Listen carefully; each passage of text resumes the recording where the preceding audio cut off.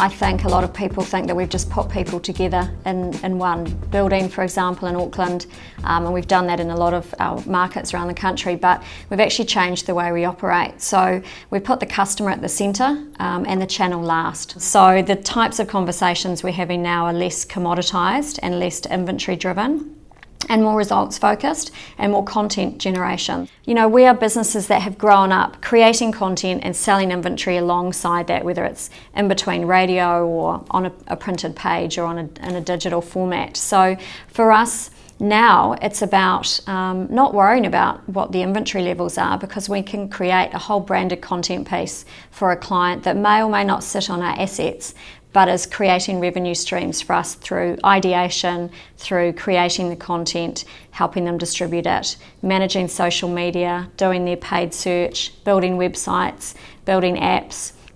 And those are things that as a, you know, if you look at us as a newspaper business or as a radio business, were unheard of probably 5 years ago. Generalisation, but it's pretty universal. The best talent will make compelling content. Yeah, Matt and Jeremy's work is on the radio, it's on Watch Me, it's on the websites, it's also digital, and Matt also writes a column for the Herald. So, you know, you're able to take those great personalities and that content through all sorts of channels, which opens up opportunities for advertisers.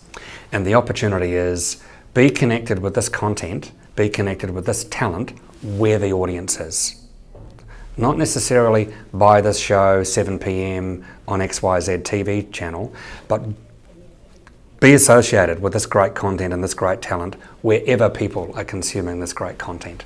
The volume of our revenue is still obviously in those print and digital and radio channels from a traditional perspective, because I don't see digital as a new media, but it's the new parts of our business that we're doubling down on from an investment perspective. Having Grab One and having that e-commerce capability not just closes the loop from a pathway to purchase perspective, but it also gives us purchase behaviour, not just intent, but actual purchase behaviour.